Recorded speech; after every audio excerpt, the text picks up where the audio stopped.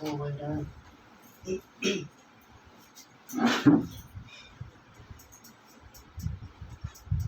ଟିକେ ଦେ।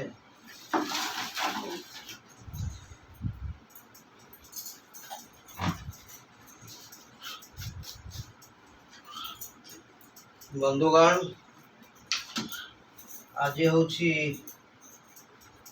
ବିଶ୍ୱ ପଖାଳ ଦିବସ। ଏହି ପଖାଳ ଦିବସ ଅବସରରେ ଆଜି ସାରା ଓଡ଼ିଶାବାସୀଙ୍କୁ ଆଉ ବିଶ୍ୱର କୋଣ ଅନୁକୋଣରେ ଥିବା ସମସ୍ତ ଓଡ଼ିଆଙ୍କୁ ମୁଁ ପଖାଳ ଦିବସର ହାର୍ଦ୍ଦିକ ଶୁଭେଚ୍ଛା ଶୁଭକାମନା ଜ୍ଞାପନ କରୁଛି। ପଖାଳ ଆମ ଓଡ଼ିଶାର ଜନଜୀବନ ସହିତ ଅଙ୍ଗାଙ୍ଗୀ ଭାବରେ ଜଡ଼ିତ। ଏହି ପଖାଳ ସକାଳୁ ଉଠିଲେ ଚାଷୀ ପଖାଳ ଖାଇକିରି ବିଲକୁ ଯାଏ, ସାରା ଦିନ କାମ କଲେ ବି ତାକୁ ବାଧା ହୁଏନି। ପିଲାଦିନେ ମୋର ମନେ ଅଛି, ଆମେ ଦିନେକେ 3 ଥର 4 ଥର ଭାତ ଖାଉଥିଲୁ। 9ଟା ବେଳକୁ ଭାତ ଖାଇ ସ୍କୁଲ ଯାଉଥିଲୁ ପଖାଳ, ଦ୍ୱିପହରେ ଆସିଲେ ଗରମ ଭାତ ଖାଉଥିଲୁ, ଉପରଓଳି ଆସିଲେ ସଜ ପଖାଳ ଖାଉଥିଲୁ, ରାତିରେ ପୁଣି ସେଇ ପଖାଳ ଭାତ ଖାଇକିରି ଶୋଉଥିଲୁ। ସେତେବେଳେ ପଖାଳ ଖାଇବାର ମଜା ଖୁବ୍ ନିଆରା ଥିଲା। ପଖାଳ ସାଥିରେ ବଡ଼ିଚୁରା ଥିଲା,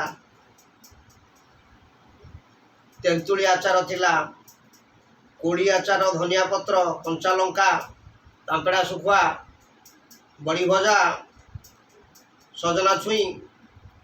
ସେତେବେଳେ ଯେଉଁ ବାସ୍ନା ଥିଲା, ଏବେ ଆଉ ସେ ବାସ୍ନା ନାହିଁ। ସେଥିପାଇଁ କହୁଛି ସେ କାଳ ପଖାଳ ଆଉ ନାହିଁ। ଏବେ ଯେଉଁ ପଖାଳ, ଏଇ ପଖାଳ, ସେଇ ପଖାଳର ବାସ୍ନା ନାହିଁ। ମାଟି ହାଣ୍ଡିର ଭାତ, ତାକୁ ପଖାଳି ଦେଲେ ବୋଉ ହାତରେ ଯେଉଁ ପଖାଳ ହେଉଥିଲା, ଯେଉଁ ବାସ୍ନା, ଆଜିର ପଖାଳରେ ଆଉ ସେ ବାସ୍ନା ନାହିଁ। କାହିଁକି ନା ସେତେବେଳେ ଯେଉଁ ଚାଉଳ ଥିଲା, ସେତେବେଳେ ବିଲରେ ଖତ ପଡ଼ୁଥିଲା, ଗୋରୁ ଗୋବର ପଡ଼ୁଥିଲା, ଏତେ ପିଡ଼ିଆ ପଡ଼ୁନଥିଲା।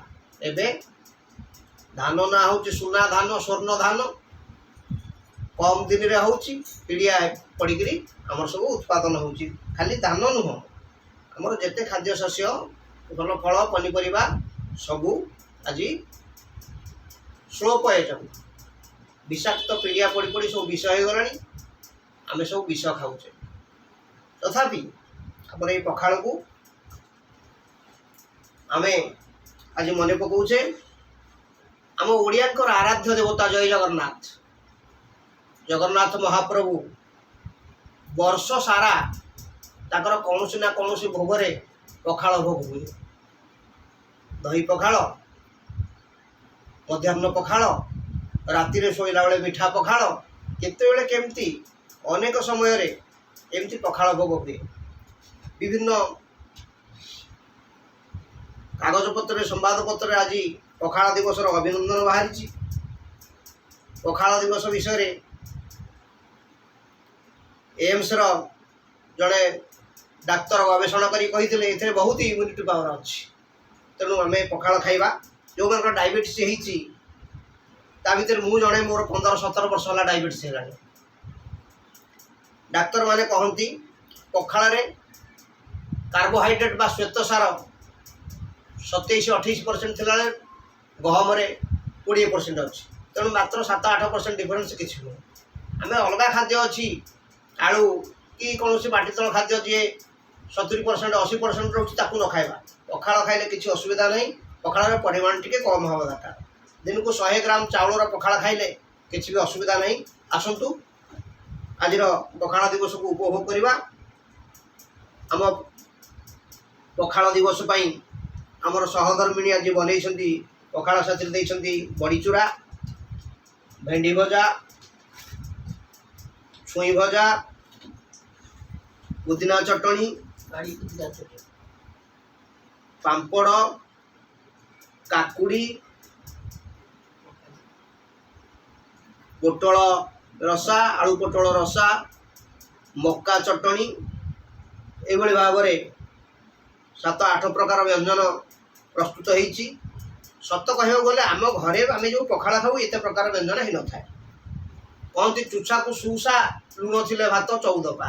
ଘରେ କିଛି ଥାଉ ନଥାଉ ପଖାଳ ବେଲେ ଆଳୁ ଚକଟାଟେ କି ଦହି ଟିକିଏ କି ପିଆଜ ଟିକେ ଲଙ୍କା ଟିକେ କୋଳି ଟିକେ କ'ଣ ଟିକେ ଶୁଖୁଆ ଟିକେ ହେଇଗଲେ ଆମେ ଖାଇଦେଉ ପିଲାଦିନେ। ତେଣୁ ମୋର ଅନୁରୋଧ ଆପଣମାନେ ପଖାଳକୁ ମନେ ରଖନ୍ତୁ। ଅଳ୍ପ ପଇସାରେ ଇମ୍ୟୁନିଟି ସଂଗ୍ରହ କରନ୍ତୁ। ଯେତେ ଆଜିର ପିଲାମାନେ ଅଛନ୍ତି ଫାଷ୍ଟ ଫୁଡ଼ ମୁହଁରେ ପଡ଼ିକିରି ରୋଗ କିଣନ୍ତୁ ନାହିଁ। ମୋର ରୋଗ କିଣିବାର କାରଣ ମଧ୍ୟ ବଜାରରେ ସବୁବେଳେ ମୁଁ କ'ଣ କରେ ତେଲ ଭାଜି ଖାଏ। ଥରେ ପଖାଳ ଖାଇଦେଲେ ଘରେ କ'ଣ ହେବ? ଦିନ ସାରା ବଜାରରେ ତେଲ ଭାଜି ଖାଏ, ବଜାରରେ ସବୁବେଳେ ରହିଥାଏ, ଯାହାଫଳରେ ରୋଗ ଆକ୍ରମଣ କଲା। ତେଣୁ ତେଲ ଭାଜିକୁ ଆଭଏଡ଼ କରନ୍ତୁ, ପଖାଳ ଖାଆନ୍ତୁ, ପନିପରିବା ଖାଆନ୍ତୁ, ସୁସ୍ଥ ରହନ୍ତୁ, ସତେଜ ରହନ୍ତୁ। ଧନ୍ୟବାଦ।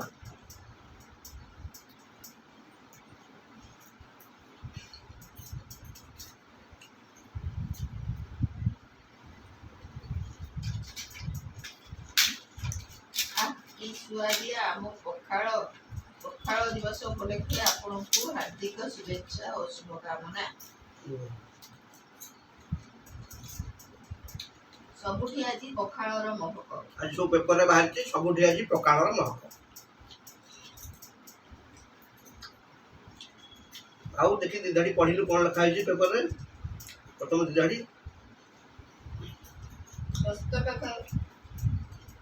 ସ୍ୱାସ୍ଥ୍ୟୋପକାରୀ ପଖାଳ। ତଳକୁ ତଳ ଆଉ 2 ଲାଇନ୍ ପଢ଼େ। ଆନ୍ଥନିବାସରେ ଦହିଛୁଙ୍କ ପଖାଳ। ଆଜି ତାରକା ହୋଟେଲରେ ପଖାଳ। ତାରକା ହୋଟେଲରେ ବଡ଼ ବଡ଼ ଷ୍ଟାର ହୋଟେଲରେ ପଖାଳ ହେଇଛି। ପାନ୍ଥନିବାସ ରାଜ୍ୟ ପାନ୍ଥନିବାସରେ ମଧ୍ୟ ଦହି ଛୁଙ୍କା ଦିଆ ପଖାଳ ହେଇଛି।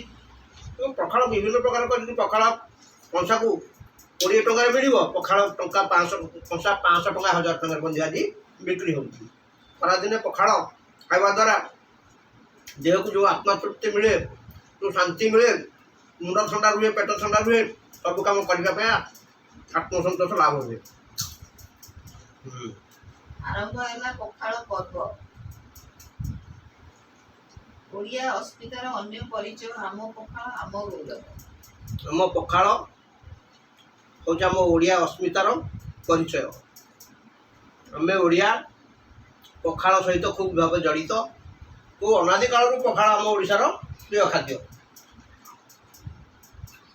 ବିଶ୍ୱ ରେକର୍ଡ କରିବ ଓଡ଼ିଆ ପଖାଳ। ମହାତ୍ମା ଗାନ୍ଧୀ ଯେତେବେଳେ ଓଡ଼ିଶାକୁ ଆସିଥିଲେ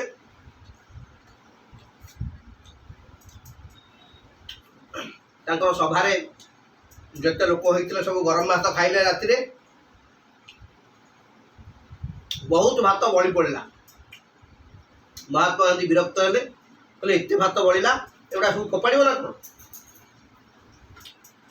ଜଣେ ସ୍ୱାଧୀନତା ସଂଗ୍ରାମୀ କହିଲେ, ନାଇଁ ଆମ ଓଡ଼ିଶାରେ ଏଗୁଡ଼ା ଫୋପଡ଼ା ହୁଏନି। ନା ଆଉ କ'ଣ ହେବ? ଏଥିରେ ପାଣି ପୁରେଇ ଦେଲେ କାଲି ସକାଳେ ପୁଣି ଏତିକି ଲୋକ ଖାଇବେ। ଏହା ନାଁ ହେଉଛି ପଖାଳ।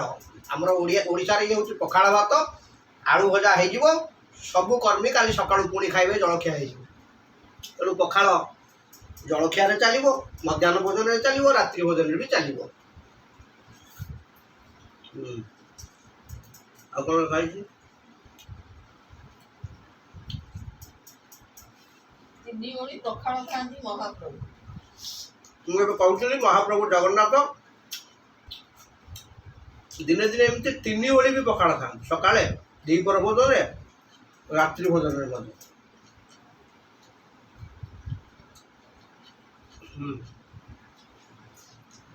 ହାର୍ଦ୍ଦିକ ଅଭିନନ୍ଦନ। ବିଶ୍ୱ ପଖାଳ ଦିବସ 20 ମାର୍ଚ୍ଚ 2026। ଆମର ପ୍ରିୟ ପଖାଳ ଆମ ଗର୍ବ।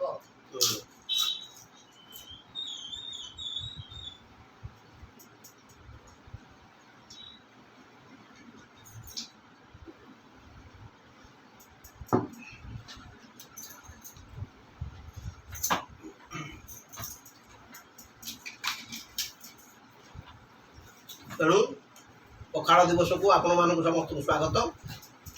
ଆଶା କରିବି ଆମ ପଖାଳକୁ ଆମେ ସମସ୍ତେ ମନେ ରଖିବା ଏବଂ ଆମେ ସବୁଦିନ ପାଇଁ ପଖାଳର ଜୟଗାନ କରିବା ଏବଂ କମ୍ ପଇସାରେ आम इम्यूनिटी पावर पाइपर। धन्यवाद।